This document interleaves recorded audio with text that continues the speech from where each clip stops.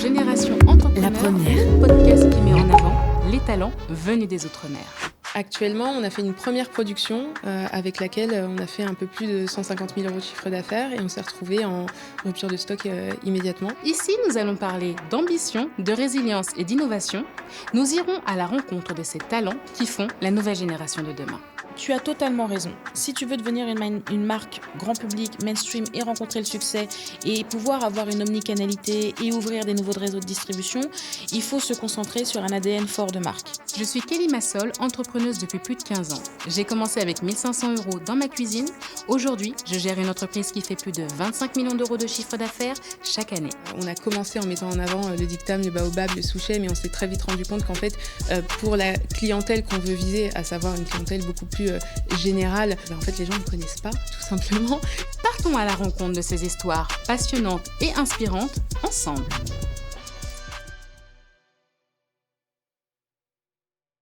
Bonjour Olivia, bienvenue dans ce nouvel épisode de Génération Entrepreneur. Olivia, est-ce que pour nos auditeurs, tu peux un peu nous présenter la société que tu as créée qui s'appelle l'Hommage Nutrition?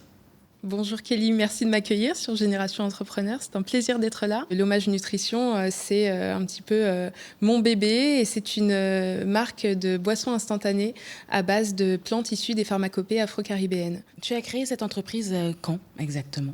Alors celle-ci, elle a un peu plus d'1 an, en sachant qu'il y a eu avant ça 3 ans de recherche, développement, où on a testé beaucoup de recettes, fait pousser des plantes, testé différentes méthodes aussi. Donc voilà, c'est tout récent. D'après ce que je sais, ce n'est pas ta première création d'entreprise, tu es un peu une serial entrepreneur.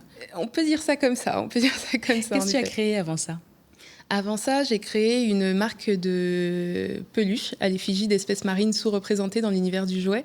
C'est parti d'un constat que voilà, on avait des peluches, notamment en France, hyper traditionnelles, et puis de poissons qu'on voit pas en France hexagonale ou ultramarine. Et voilà, j'ai eu envie de faire des poissons qui sont les vrais poissons qu'on trouve dans nos eaux. Tout simplement. Ok. Et donc du coup, l'Hommage Nutrition, concrètement, tu es partie de quel constat ? À partir de quel moment en fait tu as eu l'idée de créer une boisson, enfin des boissons en fait, sur la pharmacopée afro-caribéenne ? Alors, il y a eu plusieurs constats. Déjà, il y a eu un moment où je me suis dit, c'est bien, mais je commence à vieillir, ça serait peut-être bien que j'arrête de faire n'importe quoi. Et je me suis penchée sur tout ce qui était compléments alimentaires, etc. Et voilà, je suis tombée dans un excès où je prenais 50 gélules le matin. J'exagère un petit peu, mais voilà. En ce moment, donc... On passe tous par là à un moment. Et c'était un peu désagréable parce que voilà, tous les matins, on avale nos gélules. C'est pas le moment le plus sympa de la journée. Et puis une fois que tu as fini d'avaler tes gélules, t'as encore pas pris ton petit déjeuner, t'as encore rien avalé, il faut en plus le prendre. Et en parallèle de ça, mes parents avaient acheté une maison ici en Guadeloupe et faisaient pousser tout un tas de plantes. Et quand moi, je venais leur rendre visite, mais ils me regardaient avec des gros yeux, avec mes 50 gélules, et ils étaient là, mais on vous a pas élevé comme ça. Dans votre enfance, vous mangiez du toloman, du dictam, et voilà, vous aviez tous les nutriments qu'il vous fallait. Donc ça a maturé un petit peu dans ma tête. Et au fur et à mesure, je me suis dit, OK, donc il y a plusieurs constats. Le fait qu'aujourd'hui, on a envie de manger mieux en France. On a envie de prendre soin de sa santé. Le marché du bien-être, du fitness, du complément alimentaire, ce sont des marchés qui sont estimés à 2,7 milliards d'euros l'année prochaine. On a envie aussi d'un retour aux sources. Et puis, en parallèle de ça, on a des plantes qui sont des plantes ancestrales dans nos îles, qui ont des vertus qui sont reconnues, que nos parents, nos grands-parents ont beaucoup consommé, nous ont donné, et que nous, aujourd'hui, j'ai l'impression en tout cas que ma génération commence un peu à oublier. Et j'ai eu l'impression aussi que ma génération est la première à ne pas transmettre ça à ses enfants. Donc pour toi, c'est une affaire de transmission finalement. Exactement. D'accord. Et donc du coup, comment tu fais grandir en fait l'Hommage Nutrition ? C'est quoi actuellement ? C'est vendu où ? Quels sont les points de distribution ? Quel est ton chiffre d'affaires ? Comment en fait tu commences à structurer cette jeune entreprise ? Alors ça, c'est un petit peu compliqué, justement parce que c'est ma première marque de nutrition et j'ai fait face à des écueils que je n'avais pas anticipés, notamment au niveau de l'approvisionnement dans certaines de ces plantes qui sont peu cultivées aujourd'hui, non pas parce que la plante est rare, mais parce que justement, on a cessé de la consommer. Donc on a eu quelques problèmes d'approvisionnement, quelques problèmes aussi de distribution et puis de positionnement, puisque c'est une marque qu'on a positionnée au début comme étant des plantes issues des pharmacopées afro-caribéennes, et on est tombé dans l'écueil de ne s'adresser qu'à une certaine partie de la population. Aujourd'hui, pour faire grandir l'entreprise, j'essaye de régler ces deux problématiques. Donc déjà un repositionnement au niveau de l'image, au niveau du discours marketing, etc. Et également retravailler la chaîne d'approvisionnement pour arriver à avoir un réseau de distribution qui soit plus grand. Pourquoi pas aller tenter la GMS ou d'autres réseaux. Mais pour l'instant, on est vendu sur notre site internet et puis aussi dans quelques points de vente à Paris et en Guadeloupe, qui sont des boutiques dont on retrouve les adresses sur le site. D'accord, donc tu es plutôt sur des concept stores ? Plutôt sur des concept stores où on commence à avoir des herboristeries. À voir ce que ça va donner et si notre clientèle aimera nous retrouver là-bas, puisqu'on a tendance à se dire que la clientèle de l'herboristerie, c'est aussi la clientèle qui aime faire elle-même sa petite tambouille. Mais la volonté, c'était aussi de proposer quelque chose qui soit rapide à faire. Ce sont des boissons et des crèmes instantanées. On met la poudre, on met de l'eau, du lait ou du lait végétal, on remue et hop, terminé, bonsoir, c'est prêt, c'est riche en vertus, c'est totalement naturel. On n'a pas les labels bio, etc. parce que ça représente un coût et des démarches qu'il va falloir qu'on fasse à un moment donné. On abordera ce sujet plus tard.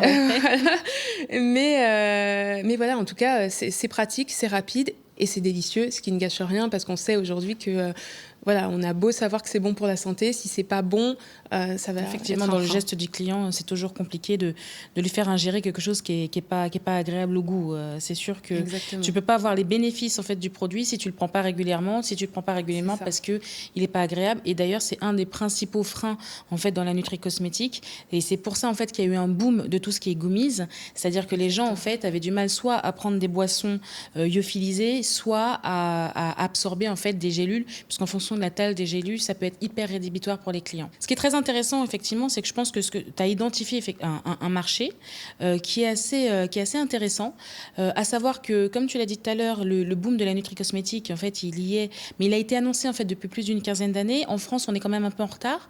Donc, c'est aussi quelque chose que je vais analyser dans ton business par rapport à localement, au niveau des territoires, et par rapport à une éventuelle expansion en France et à l'international. Donc là, du coup, tu distribues surtout ici, sur ton site internet. Quel est ton type de clientèle ? Alors, surtout sur notre site internet, mais majoritairement en métropole. D'accord, donc nos entrepôts sont en métropole. On a ici des distributeurs, et on a la capacité à envoyer depuis la métropole ici, en Martinique, en Guyane, dans les dom-toms. Si tu devais faire un scope en fait, de tes clients entre la métropole et les territoires, tu dirais que c'est combien de pourcentage ? 70% métropole, 30% territoire. Mais c'est quand même 30% de territoire, donc il faudra réfléchir à ça. Et je te donne un exemple, tu vois, une marque comme La Chilée, c'est une marque qui a été valorisée l'équivalent de 400 millions lors de leur dernier tour de table pour ce qu'on appelle un LBO. Donc on voit le potentiel, et ils l'ont fait hyper rapidement. Ils l'ont fait parce que eux, ils se sont concentrés sur le gummies, et ils se sont concentrés sur une distribution multicanale qui était à la fois en ligne, à la fois en pharmacie, et ils ont commencé la GMS derrière. Donc en installant en fait cette omnicanalité en fait dans la distribution, ils ont pu très vite acquérir une croissance et en fonction du type effectivement de besoin. Toi aujourd'hui, comment tu déclines en fait les segments en fait les besoins donc de tes produits? Combien il y a de références aujourd'hui? Aujourd'hui, on a 6 références qui sont déclinées en fonction d'un certain type de besoin. Donc on a l'angélique qui va être cheveux et beauté. On va avoir une référence qui s'adresse plutôt aux problèmes féminins, donc tout ce qui est SOPK, endométriose, SPM, etc. On va avoir une référence qui cible l'immunité pour les changements de saison et tout ce qui s'ensuit. Et on va avoir aussi 2 autres références qui, elles, sont plus axées boost, sport, énergie, et une dernière pour le confort intestinal. D'accord. Et donc, par rapport à ça, quel est ton plan et ta vision sur, je dirais, les 12 à 24 prochains mois? Comment tu vois l'Hommage Nutrition et quel est, en fait, comment tu te structures? Quel est ton prévisionnel, que ce soit en termes de marketing ou en termes de structuration de ta gamme? Alors là, clairement, la priorité, c'est vraiment ce repositionnement marketing qu'on a déjà entamé. Donc, on a fait une refonte complète du site internet. On travaille nos messages marketing pour qu'ils ne soient plus uniquement adressés à des afrodescendants.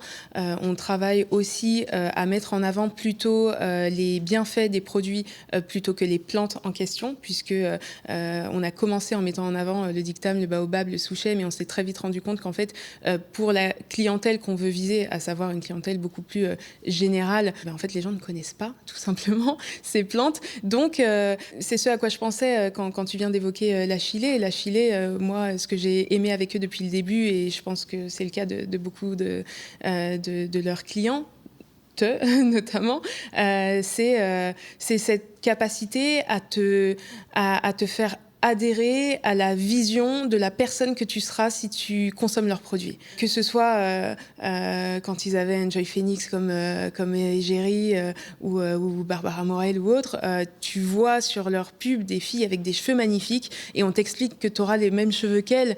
C'est pas dit comme ça, mais voilà, c'est ce que tu comprends dans leur marketing si tu achètes leurs produits. Et au final, c'est ce que j'aimerais réussir à faire pour l'hommage, réussir à mettre l'accent sur la promesse. Et en second plan, le fait que cette promesse, tu l'atteins avec des plantes qui sont bonnes pour toi, qui sont naturelles, qui sont testées, et connues et réputées depuis des décennies, si ce n'est des siècles.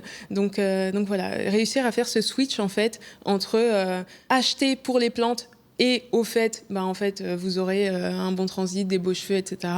Et l'inverse. Aujourd'hui, ton objectif de chiffre d'affaires sur les 12 prochains mois, c'est quoi? J'aimerais bien atteindre sur les 12 prochains mois les 500 000 euros de chiffre d'affaires. D'accord. Et actuellement, tu es à combien? Actuellement, on a fait une première production avec laquelle on a fait un peu plus de 150 000 euros de chiffre d'affaires et on s'est retrouvé en rupture de stock immédiatement. Et avec une répartition 70-30 par rapport à où sont situés les clients. Si aujourd'hui, donc je t'accompagne aujourd'hui sur cette session de mentoring, qu'est-ce que tu attends de moi? Quels sont les points précis et stratégiques sur lesquels tu aurais besoin d'avoir ma vision? J'ai l'impression d'être tombée dans l'écueil qui était celui des marques de produits pour cheveux texturés à leur début. J'essaye d'en sortir et avoir ta vision, tes conseils là-dessus serait très précieux pour moi, je te le cache pas. Et puis aussi, je sais que tu as investi récemment dans Nali, qui sont des gummies au safran. Si tu as un retour d'expérience là-dessus, sur le monde du coup de la nutri-cosmétique, je suis assez preneuse également, oui, s'il te plaît. Alors, ce qui est intéressant, c'est que je connais par exemple pas mal de fondeurs de marques donc de nutri-cosmétiques. La Chilée, je les connais, mais de très loin. Mais je connais très bien Delab, par exemple, qui a ouvert sa propre usine en France parce qu'elle avait un problème d'approvisionnement justement sur certaines matières premières. Donc tout ça, c'est des choses auxquelles je suis assez au fait. Donc ce que je comprends en fait donc de cette session, c'est que à la fois tu as envie de faire ce switch marketing pour pouvoir en fait avoir une ouverture plus grand public. Et pour ça, effectivement, il faut qu'on analyse ensemble en fait la perception dont tu veux avoir la marque et ensuite découler le plan stratégique qui va autour. Je te vois pas spécialement en recherche d'aller chercher du chiffre d'affaires plus que ça. Je pense que tu as vraiment aujourd'hui une préoccupation sur ton image de marque. Je le ressens en tout cas sur notre échange du jour. Mais je pense qu'il y a plein de choses à faire et qui sont faciles à faire pour pouvoir faire le switch. Mais avant de penser au marketing, il faut aussi sécuriser l'intégralité effectivement de la filière. Quand on veut se distribuer, l'une des grandes choses qui bloque, c'est l'approvisionnement, le stock et les lancements de produits. Ça fait partie en fait vraiment de l'architecture en fait idéale pour pouvoir ensuite te concentrer sur le marketing et sur le développement de la marque. À première vue, donc je suis un petit peu allée regarder, j'ai commencé quand même à travailler sur un plan, en tout cas avec ma vision et ma perception des choses. Et donc Tu as totalement raison. Si tu veux devenir une marque grand public, mainstream et rencontrer le succès et pouvoir avoir une omnicanalité et ouvrir des nouveaux réseaux de distribution, il faut se concentrer sur un ADN fort de marque. Et l'ADN fort de marque, il se voit sur non seulement la valeur perçue que tu veux que les clients ont, mais aussi sur les messages pour toi qui sont essentiels, qui font partie de tes codes de marque et qui font que tu ne vas dorénavant communiquer que sur une certaine structure de communication avec certains assets de communication. Donc, je te donne un exemple. Aujourd'hui, beaucoup de personnes veulent se lancer dans la nutri-cosmétique. Si tu regardes sur Amazon, on vend des tonnes et des tonnes et des tonnes de compléments alimentaires. Donc, tu es sur le bon créneau, mais il faut des points de différenciation. Ton point de différenciation, clairement, c'est que ce sont des plantes qui ne sont pas communes aux autres. Quand tu tapes, par exemple, sur Amazon, phosphore, vitamines ou autres, c'est toujours les mêmes choses qui vont ressortir, toujours les mêmes plantes. Donc, ton point de différenciation, il est là. Donc ça, tu l'as, d'accord ? Maintenant, il faut le mettre en musique. Et ça se met en musique via différentes phases dans ton branding. Tu as à la fois ton personal branding qui fait que tu dois expliquer en fait pourquoi et comment tu en es arrivé là. C'est hyper important et tu dois créer une communauté de marques de base, de personnes que tu commences déjà à avoir, qui ont un lien fort avec toi, un lien fort avec les produits et un lien fort par rapport à ton storytelling. Ça, c'est hyper important. Tout à l'heure, tu disais, tu es tombé dans les premiers soucis en fait que rencontrent les marques qui sont créées par des personnes afrodescendantes. C'est-à-dire qu'on veut forcément te catégoriser en disant tes clientes seront des personnes noires. Et les actifs et les ingrédients que tu vas utiliser sont forcément issus de la pharmacopée. Donc tu as raison, il faut non plus parler uniquement des produits, mais parler de leurs bienfaits. C'est les résultats et uniquement les résultats qui comptent. Et une marque comme Naali, ce sont les résultats et les études cliniques et énormément d'études cliniques qu'ils ont fait derrière. Ça, c'est quelque chose, en fait, tu vas pas pouvoir y échapper parce que la première chose où on va challenger, c'est là-dessus. On va te dire, oui, enfin, on prend des plantes ancestrales, mais c'est connu que ça fait ceci, mais ça fait cela. Quand toi, tu vas pouvoir répondre, OK, eh ben, écoute, sur le transit, il y a plus de X% de personnes qui disent que dès la 3e utilisation, ils ont retrouvé leur confort intestinal ou sur les désagréments menstruels, etc., etc. C'est ces études cliniques-là qui vont te permettre d'enfoncer et de crédibiliser, en fait, les résultats de tes produits. Donc ça, c'est hyper important. C'est pas quelque chose de prioritaire à mettre en place, mais c'est quelque chose que tu dois mettre dans ton pipe. Et ça passe avant, par exemple, les labels bio, etc. Ça peut passer avant les labels bio. Ce sont des étapes qui sont différentes. Par exemple, les labels bio, comme tu dis, ça coûte de l'argent. Ça coûte de l'argent, mais ça t'achète une crédibilité, pas forcément pour tes clientes primaires, mais pour toutes les clientes qui ne te connaissent pas. Ça, c'est la première chose. La deuxième chose, c'est que ça va surtout t'apporter de la crédibilité pour pouvoir aller chercher certains distributeurs. Donc, soit tu y vas pour, entre guillemets, crédibiliser et chercher de la croissance, soit c'est pour aller chercher des nouvelles clientes qui veulent consommer plus bio et qui sont perdues lorsqu'elles vont, par exemple, sur Amazon. Tu as des listes, il y a écrit naturel ou vegan, mais toi, en fait, ton produit, en plus, il est certifié Cosmos. Donc toi, elles ont l'assurance que c'est pas des plantes qui ont poussé dans un... Ok, c'est vegan, mais si c'est arrosé tous les jours de pesticides, ça n'a aucun intérêt. Donc ça, c'est hyper important. Tu pourrais aussi renforcer cette image-là en contribuant, et c'est ce qu'a fait Flore de Délab, en contribuant effectivement, alors non pas forcément à acheter tes propres champs, parce que c'est ce qu'elle a fait. C'est ce que j'envisage. Voilà, mais elle l'a fait au bout de plus de 10 ans. Elle a été aidée par la commune. Elle a construit donc non seulement l'usine, mais en plus tous les champs autour. Donc, elle les a fait labelliser et donc elle fait pousser les matières premières dont elle a besoin pour mettre dans certains de ses compléments alimentaires et surtout ceux où il y avait des problèmes de stock. Donc, elle a sécurisé son stock de matières premières. Tu vois. Mais ça, c'est une étape qui se fait bien après. Il y a besoin d'énormément de financement. Même si aujourd'hui, en France, dans l'agriculture, tu peux trouver il y a des fonds, en fait. Il y a des fonds européens qui peuvent t'aider. Et surtout, les communes t'aident parce que tu vas créer de l'emploi et tu vas générer effectivement une activité économique. Donc ça, c'est quelque chose que tu peux garder. Et c'est quelque chose qu'une marque comme Cadalis a fait en travaillant directement avec les producteurs pour récupérer les déchets de bananes. Si je continue en fait à dérouler mon fil, moi je vais te poser une question. Quelle est la valeur perçue que tu veux qu'on ait de ta marque? Tu veux que ce soit une marque qui soit sur les bienfaits, que ce soit une marque qui soit vraiment ancrée dans la culture afro-caribéenne, ou une marque plutôt hyper moderne dont on va pas forcément parler de la plante, mais on va surtout parler de l'efficacité. C'est quoi ce que tu veux en fait? La marque hyper moderne dont on parle de l'efficacité. Tu veux une marque bien-être tout court? Exactement, une marque qui réconcilie la nutrition moderne avec les traditions ancestrales, certes, mais qui met en avant surtout le fait que ce soit moderne et que ce soit efficace. Donc quand j'entends ça, il y a quelque chose sur lequel il faut que tu réfléchisses. C'est aujourd'hui une cliente qui n'a pas effectivement d'origine afrodescendante. Lorsqu'elle va voir l'hommage nutrition, elle va pas comprendre ce que tu fais. Donc il faut que tu aies une baseline en dessous. Ouais. Il faut que tu choisisses ta baseline. Et celle-là, elle va être hyper importante parce que c'est celle qui va t'ouvrir les portes à un autre public plus large. Donc déjà, sur ta to-do list, c'est la première chose. L'hommage nutrition, mais derrière, en dessous, il faut que tu aies ta baseline. Si tu fais pas ça, il y a uniquement les afrodescendants qui vont comprendre. Oui. Donc là, alors que, instinctivement, 70% de tes clients, ils sont en métropole. Donc après, on ne sait pas s'ils sont afrodescendants ou pas, mais ça, c'est la première chose. Ensuite, sur ta distribution, si tu veux être une marque plus grand public, il faut que tu choisisses un positionnement. Ton positionnement de base, tu as ton site internet sur lequel tu peux apporter de la pédagogie, tu peux apporter du storytelling, etc., etc. Tes réseaux sociaux, donc qui, eux, vont permettre, en fait, dans la continuité, de raconter l'histoire de tes ingrédients, de raconter les bienfaits, etc., etc. Donc là, je te parlerai de campagne marketing autour de toi, mais aussi autour de collaborations que tu pourrais faire. Et la dernière phase, c'est en choisissant tes premiers points de distribution, en fait, tu es déjà en train de dessiner la carte de ton futur positionnement. Il faut que tu choisisses, en fait, quels sont les canaux que tu veux ouvrir, parce que ce n'est pas le même type de communication que tu vas devoir faire. Tout à fait. Pour pouvoir rentrer dans le secteur et ensuite avoir les assets qu'il te demande. Un pharmacien va te demander, en fait, un certain type de communication, un certain type de linéaire, etc., etc. Du premium en GMS, ça va te demander encore un autre type de communication, et je ne te parle même pas de la parfumerie sélective.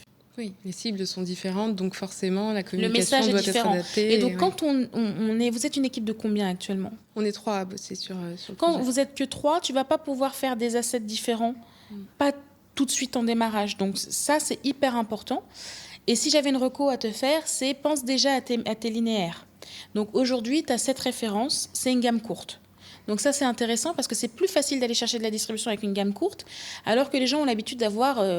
au Néobiol, tu vois, ils vont avoir plus de 50 références différentes, tu vois. Donc, c'est très bien.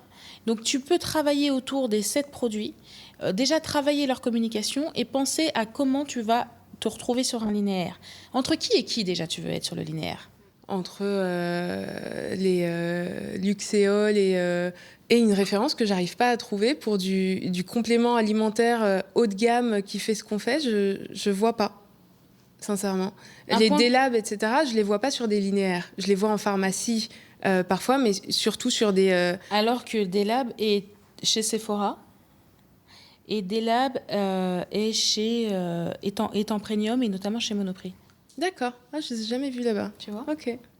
Donc, clairement, il faut que tu identifies... Quand tu parles d'un laboratoire comme Luxéol, Luxéol, c'est une machine de guerre. Luxéol, ils passent leur vie à payer des budgets incroyables, en communication.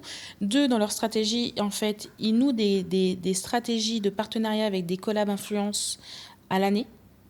Donc, ils sont extrêmement costauds, très agressifs. Ils sont présents partout. Et 3, donc, ils ont un linéaire qui est énorme et décline. Si tu regardes, quand tu vas regarder devant le linéaire, tu vas voir surtout les promesses. Et tu vas pas savoir, en fait, quel est le produit que tu vas acheter pour la pousse, l'autre pour la casse. Et en fait, il y a X cheveux. Parce qu'en fait, ils ont décliné énormément. Ils sont très performants. Je crois qu'ils sont numéro 6 ou 7. Ils font une grosse percée, mais derrière, ils ont mis des milliers et des milliers d'euros sur des études d'efficacité. Tu sais même pas ce qu'il y a dans le produit, tu connais juste le résultat. C'est une stratégie qui, pour l'instant, c'est surtout sur une entreprise à maturité. Tu vois ce que je veux dire? Parce que les budgets sont énormes. Alors, si tu ne vois pas ton positionnement, c'est soit que c'est pas le bon créneau de distrib, soit Facile. c'est que tu es en train d'évangéliser un marché. Mais t'es pas vraiment en train d'évangéliser un Je marché. pense pas non plus. Tu vois. Il existe. Donc ça veut dire qu'il faut que tu arrives à identifier où est-ce que... Parce que c'est la première question que le pharmacien va se poser. Oui, où te mettre. Où te mettre. Oui, Si toi-même tu ne sais pas, il va pas te rentrer. c'est vrai. C'est vrai, Ensuite, c'est il y a une réflexion qu'il faut qu'on ait. Oui. Il y a une stratégie pour pénétrer la distribution. Est-ce que c'est en direct ou est-ce que tu vas repasser par un distributeur qui va vendre aux pharmacies? Est-ce qu'aujourd'hui, tes marges te permettent d'avoir un intermédiaire? C'est ce que j'allais te dire. Nos marges ne nous permettront pas de passer par un intermédiaire. Alors, dans ces cas-là, la distribution en pharmacie sera extrêmement difficile. Si tu n'as pas 30% minimum à donner à un distributeur, tu ne peux pas pénétrer en pharmacie. Oui. On a fait un gros travail sur le pricing. Et c'est vrai que nous, on vend... Alors, chaque référence a un petit format et un grand format. Et tu commences donc à 39 € pour arriver après à un peu plus cher en fonction des plantes et en fonction 39 €, c'est pour un mois? C'est pour quel... C'est pour un mois. Mhm. Pour un mois. Donc, on a voulu faire un positionnement tarifaire qui permette à chacun de tester au début, parce que pour être convaincu, il faut tester. Et en même temps, on ne voulait pas faire des prix qui soient des prix d'appel trop bas, ou après, Bien sûr. tu as Bien du sûr. mal à t'y retrouver. Donc, Mais- tout à l'heure, tu m'as posé la question par rapport en fait à la hiérarchie des besoins. Si tu as un positionnement à 39,90 et que tu es déjà supérieur entre guillemets au complément alimentaire classique, mais que tu ne peux pas encore te permettre les études d'efficacité extrêmement puissantes, dans ces cas-là, ça veut dire que oui, je te confirme, il faut que tu essayes de rentrer sur un label EcoCert ou Bio, parce que ça te permettrait de nouer en fait et d'aller chercher la distribution naturelle qui va avec. C'est-à-dire tous les magasins bio et tous les magasins naturels, qui sont des magasins qui, s'ils sont bien animés et que tu as un bon facing, un bon packaging, où tu peux te différencier facilement des autres. Tu n'es pas obligé de référencer l'intégralité de la gamme. Tu peux éventuellement faire un choix et dire, ben non, en fait, sur cette référence, il y en a 4 que je fais. Ouais. Tu vois, juste pour voir l'attraction et leur dire, bah, vous voyez, j'en ai 4, vous pouvez référencer les 4. C'est mes 4 best-sellers ou autres. Ce qui te permet, de leur dire, voilà, et ensuite, soit progressivement, tu montes sur les autres, soit ils vont te dire, bah, ça fonctionne très très bien, bon, ok, on veut bien, tu vois. Oui, effectivement, ça te permet de maîtriser tes coûts au départ, puisque tu ne fais pas référencer l'intégralité. Oui, je n'y avais pas Exactement. pensé. Il faut faire des compromis ouais. des fois, parfois, Ouais, tu ouais. vois. Donc ça, c'est une des premières choses que je vois. La stratégie de la pharmacie est un réseau extrêmement concurrentiel. Aujourd'hui, en France, on a un ralentissement du PIB, on a un ralentissement dans Le pouvoir d'achat. le pouvoir d'achat, mais surtout sur la croissance en fait tout court du pays. Et la pharmacie est un des points où il y a encore de la croissance. La croissance est énorme en pharmacie et du coup c'est devenu le nouveau Graal pour toutes les marques d'essayer de pénétrer en pharmacie. Sur la nutri-cosmétique, ça nous paraît comme une évidence. Tu vois ce que je veux dire? Donc tu peux aller chercher un positionnement en pharmacie. Mais par contre, et c'est ce que je te disais tout à l'heure, la concurrence est telle que si tu veux avancer vite, il va te falloir un distributeur entre les deux. Ouais. Et là, du coup, c'est revoir le positionnement Et tarifaire, là, c'est revoir etc. ton positionnement tarifaire. Ou la chaîne d'approvisionnement, parce que là, on est en train d'essayer de réduire nos coûts de production pour augmenter nos marges, mais plutôt que d'augmenter les prix, voilà, le faire en réduisant... Ce sont des questions que je me suis posées et c'est des questions que j'ai appliquées à la marque. C'est-à-dire que, je te donne un exemple, nous, pendant des années, on n'a jamais changé les prix, malgré les augmentations tarifaires des matières premières. Puisque de plus en plus de matières premières naturelles, de plus en plus de concurrence, de plus en plus de gens, donc de moins en moins de produits, entre guillemets, de matières premières actives. Et du coup, les prix commençaient à aller vers le haut, surtout post-Covid. Et nous, on a fait le choix de ne pas augmenter nos prix, en se disant, certes, on va marger moins, mais nous, en fait, on a besoin de continuer à fidéliser les clients, et on a besoin de continuer à fidéliser et à signer des portes. Une fois qu'on était installé, X années plus tard, on a augmenté rationnellement, proportionnellement à l'augmentation des coûts des matières premières. C'est un choix qui est intéressant.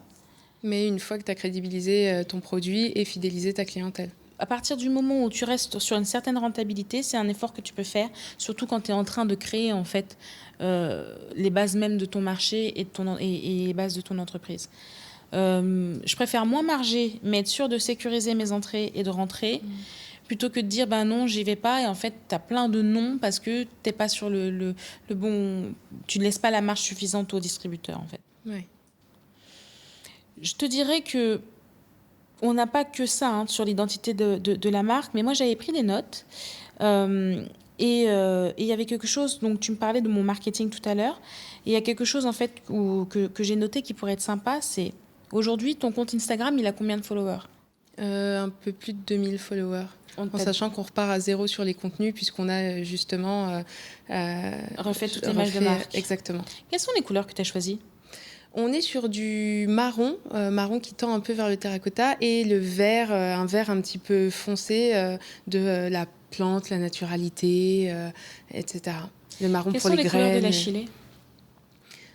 Du rose, il me semble. Et quoi d'autre? Et du rose, juste du rose, non? Pourquoi tu as choisi un positionnement marron et vert? Pour aller vers ce côté ancestral, ce côté plante, ce côté naturel. Mais effectivement, ça fait peut-être partie des choses qu'il faut qu'on change aussi si on veut être un peu plus moderne. Si tu veux être mainstream et si tu veux être moderne, en fait, c'est pour ça que je te demandais quelle était la valeur perçue tout à l'heure. Parce qu'en fait, soit tu veux aller dans le coup de l'apothicaire, de l'herboristerie, etc., etc. Et dans ces cas-là, c'est une marque très green, certes, mais qui est ultra conventionnelle parce que ce sont les codes de la naturalité. Alors que tu vois, chez moi, la couleur phare et la couleur que tu retiens, ça va être le rose, alors que mes produits sont à 98% naturels. Oui. Tu vois. Aujourd'hui, tout le monde fait du rose, tu vois. C'est vrai. Mais à l'époque, toutes les marques étaient vertes, marron, beige. Ils mettaient effectivement des mises en situation avec des plantes, etc., etc. C'est pour ça que je te posais la question, quel est ton point de différenciation? Le point de différenciation, c'est vrai qu'il est au niveau des produits eux-mêmes, dans les plantes qu'on y trouve, mais en termes de marketing, il faut qu'il y en ait. Ouais. Tu peux pas... si tu veux jouer ça, en fait, tu restes sur une marque lisse. Aujourd'hui, les gens, et il y a différents types d'archétypes de clients, tu as effectivement la mère qui va prendre soin d'elle, etc., etc. Tu as les personnes un peu plus matures qui arrivent à un moment de leur vie où ils font attention, mais tu as surtout toute une clientèle de personnes qui sont hyper connectées, qui se font tabasser toute la journée sur les réseaux sociaux, entre TikTok, Instagram, etc. Ils veulent du beau, ils veulent du punchy, ils veulent du catchy. C'est vrai. Donc si tu travailles entre guillemets, ton produit sur quelque chose d'hyper sage, tu vas avoir du mal, toi, à te différencier en étant plus petite et n'ayant pas ton laboratoire derrière. C'est vrai. L'Ixéol, ils ont choisi du packaging vert, etc. OK. Des labs, c'est hyper pharmaceutique. Mais toi, tu arrives au milieu, tu fais comment? Tu vois. Et la Chilée a fonctionné. Pourquoi? Parce que, en fait, tu avais quelque chose d'hyper flashy, hyper punchy. Tout est rose, et pas que rose, tout est rose, tout est coloré, etc., etc. Les gommis sont de couleur, les packaging, leur marketing. T'as déjà vu du vert chez eux? Jamais. T'as déjà vu une plante? Non. Ça fait partie des choses à réfléchir pour aller chercher effectivement.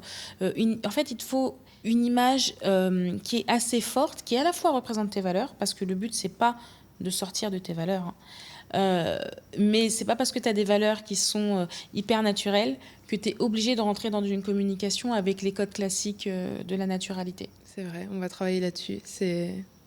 Merci pour le conseil. Si tu as trois questions à me poser, ce seraient lesquelles? La première, ça serait est-ce que là, à l'heure actuelle, de ce que tu as vu de la marque, est-ce que tu serais cliente? Tu peux me dire non. Non. Du coup, la deuxième question, ça serait pourquoi? Parce que déjà, je suis pas quelqu'un qui absorbe beaucoup de nutri-cosmétiques. Donc, je te rassure, ça aurait été non pour toi, mais non pour d'autres personnes. Parce que moi, dans ma routine, aujourd'hui, boire quelque chose, c'est quelque chose qui va être bientôt, qui va fonctionner très très bien. Sur la beauté, donc sur tout ce qui est cosmétique, skincare, c'est quelque chose qui est très ancré aujourd'hui, notamment avec les boissons collagènes, etc., etc. Moi, c'est quelque chose auquel j'ai pas adhéré à cause des goûts, tu vois. Donc, je suis assez difficile sur les goûts, c'est pour ça que j'irai pas. Par contre, je dis pas que j'ai pas déjà acheté. J'ai déjà acheté des choses pour les cheveux qui se boivent, mangue, tropical, etc., etc. Mais j'ai jamais continué les cures, tu vois, parce que j'y pense pas ou autre. Donc, c'est pas la marque en soi, c'est plutôt, ce n'est pas dans mes usages. Je suis plus adaptée encore pour l'instant sur des gélules et des gummies que sur de la boisson. Mais parce que facile à prendre, parce que plus rapide et donc plus en adéquation avec ton mode de vie de maman entrepreneuse, etc. Et c'est pour ça que j'avais une autre question, c'était aujourd'hui, est-ce que tu penses à une diversification du produit de base. C'est-à-dire qu'aujourd'hui, tu es sur de la poudre. Mais est-ce que tu penses à une diversification? Ah oui, bien sûr. De quel type? Pour moi, il faut deux types. Alors là, on est sur de la poudre qui a un format, un format plusieurs doses avec une petite cuillère, etc. Mais je pense aussi aux monodoses. Parce que ça, voilà. Les gummies, c'est fait, refait, Bien et sûr. je pense que c'est un effet de mode qui Bien va sûr. s'estomper, donc non. Mais aller sur de la gélule à un moment de la vie de la marque, je pense que ça ne serait pas forcément une mauvaise idée.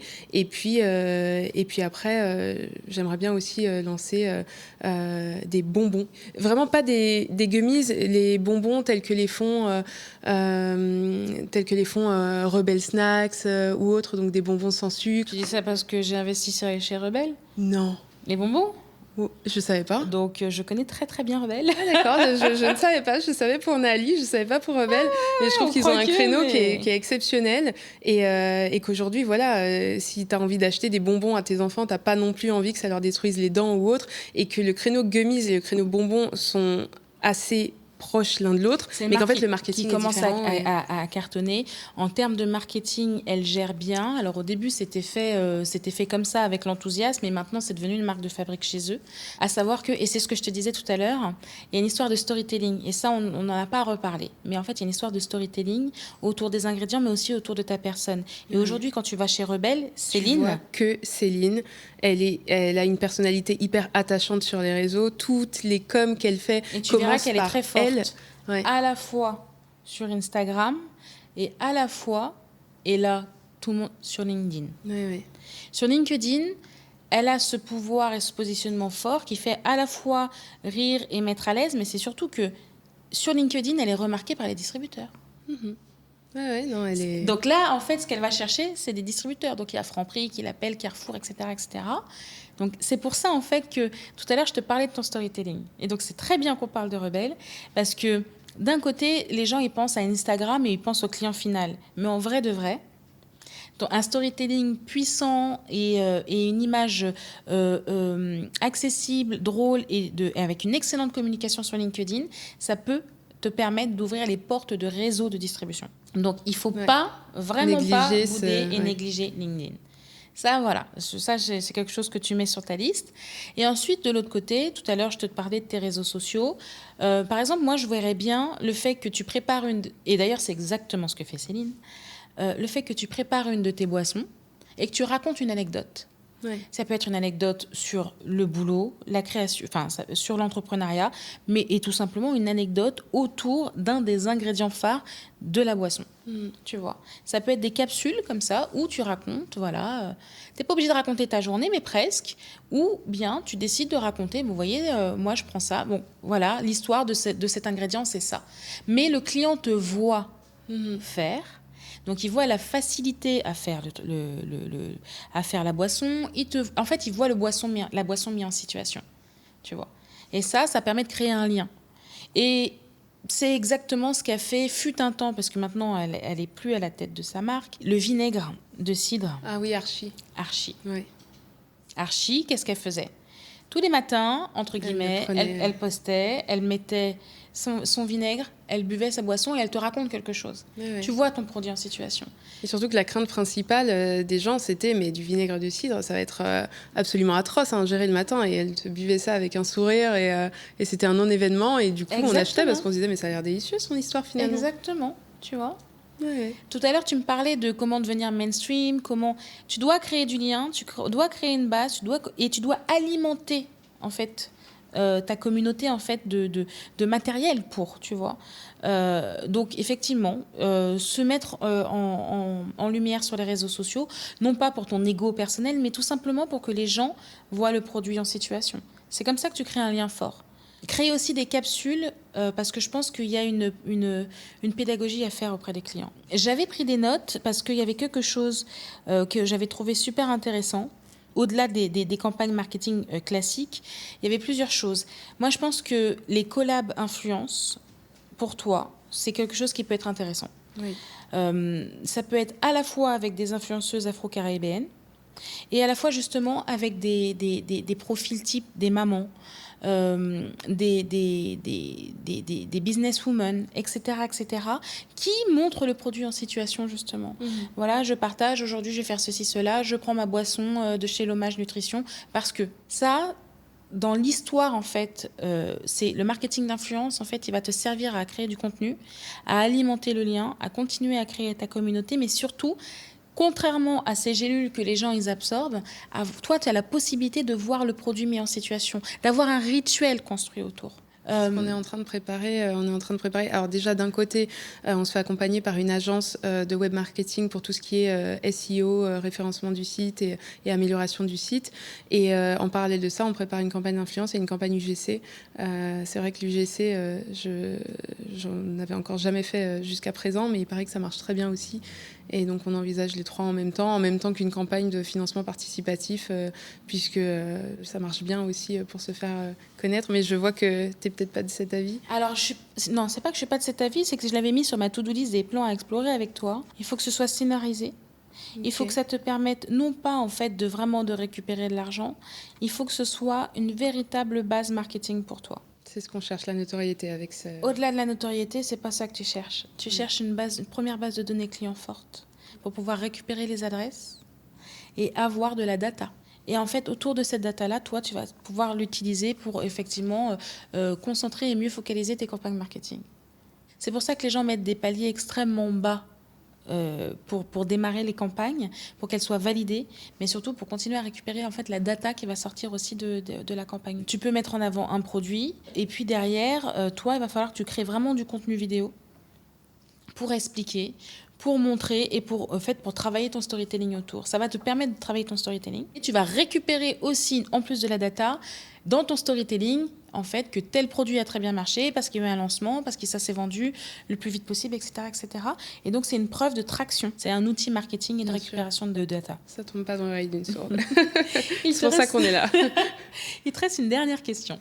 Oui, ma dernière question, ça serait si tu devais commencer une marque de zéro aujourd'hui et que tu n'avais pas le droit de te lancer dans la beauté capillaire ou autre, quelle serait ta prochaine aventure entrepreneuriale en commençant de zéro? Je me lancerai dans la food avec des micro-concepts monoproduits. En fait, le tout est d'avoir une communication et un marketing fort sur un seul produit. Et ensuite, tu te diversifies et tu déclines éventuellement. Mais c'est d'avoir un produit phare qui fait que les gens, ils ont confiance et disent que t'es le meilleur, que c'est le meilleur produit, qui soit gustatif, etc., etc. Tu vois, qui soit hyper original. Donc, ça va du packaging en passant par la formule. Je peux autant un rebelle à allier la santé et le bonbon, tu vois, autant sur de la food, plutôt peut-être sur de la pâtisserie, tu vois ce que je veux dire. J'arriverai en fait à mixer à la fois quelque chose de hyper bénéfique sur un truc hyper, entre guillemets, considéré comme calorique et pas forcément bon pour la santé. C'est ce que j'essaierai de faire, par exemple. Parce que pour ça, t'as pas besoin de... Ce qui compte, c'est le goût. Oui. Le goût et la jolie image. Donc, en vrai de vrai, tu as beaucoup moins de problématiques que se lancer dans la nutri-cosmétique où il faut que tu aies les tests, il faut que tu vois l'approvisionnement, etc. etc. Donc, ce serait quelque chose à la fois qui soit dans la food et dans la nutrition. Merci pour cette réponse. Écoute, cet épisode de Génération Entrepreneur arrive à sa fin. Déjà. Ce que je voulais te dire, c'est que je pense sincèrement que tu as une jolie marque. En fait, tu as un joli produit, mais il faut la faire devenir une marque.